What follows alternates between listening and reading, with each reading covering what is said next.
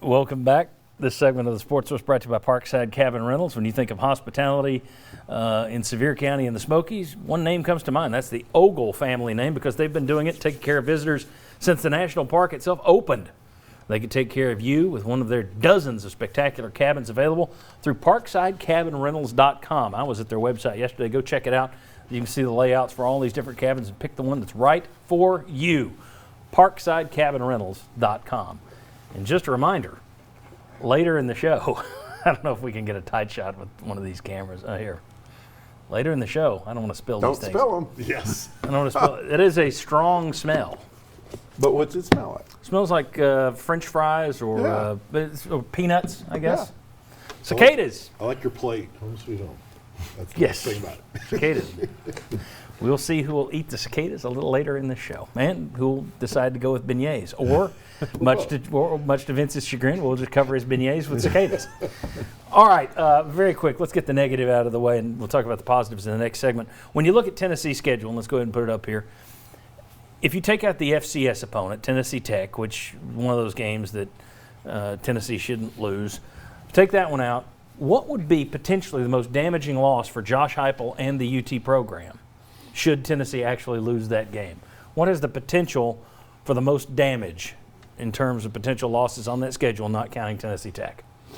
Sorry, Go ahead. I was going to say part of me maybe Pittsburgh, because early in the year now you're getting people doubting Josh Heupel because there's this expectation, oh, Pittsburgh isn't any good, all the non-conference you should win. But I think maybe the one that would go the longest way would be a loss to South Carolina, because that's another program in the SEC that's viewed as not very good. First-year coach. First-year coach and less talent, and you're at home. And that's kind of what started the Butch Jones thing to go south. I think a loss to South Carolina would really turn a lot of fans on this coaching staff. Okay.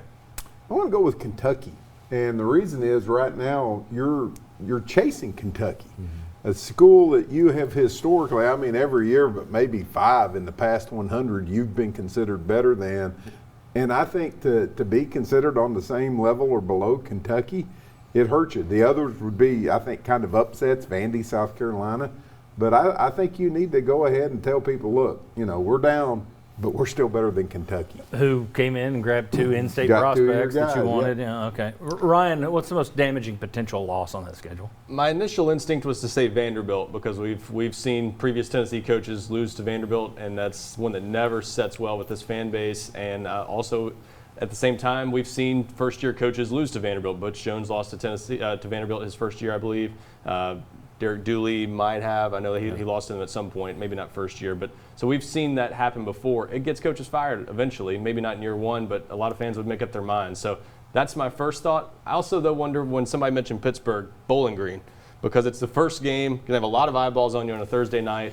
If you actually lay an egg in that game and lose, it'll be hard to recover, I think. So that's kind of my answer now that I think about it. Okay, so you're going Bowling Green. I think I'll go Bowling Green. Mine came down to Bowling Green or Vanderbilt. I'm going Vanderbilt. And the reason is it's the last game. That's the one. More than likely, if you lose to Vanderbilt, you won't be going bowling. It would be a weird set of circumstances if Tennessee is good enough to get to a bowl and then loses to Vanderbilt.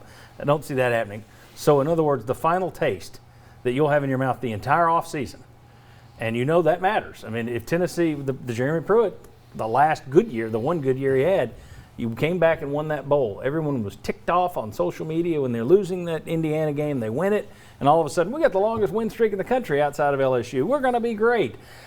You lose to Vanderbilt, I think that sour taste sits in your mouth the whole offseason. I think all the things you talked about, fans will not abide losing to Vanderbilt. That's another program with a first-year coach in-state. What message does that send? Bowling Green, to me, the reason I went with Vandy is also you have a chance for redemption. Mm-hmm.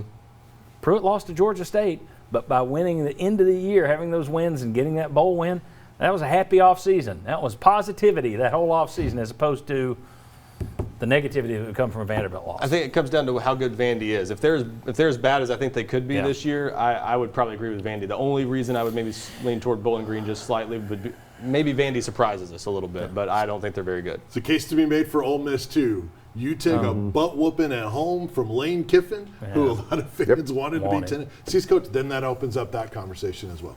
Agreed. That would be a bad one. Any of those losses would be damaging. The fact that we can come up with so many is pretty telling. So I think we may be more focused in terms of this next question, which we'll do in the next segment, and that is, which victory would be the most helpful? I'm guessing we have, and I'm taking Alabama out of it. We're going to take because everyone would just say Alabama. Right. So that one's out. It's also the most unlikely. But I have a feeling we're probably all going to focus on either Georgia or Florida. But we'll see. Come on back on the Sports Source.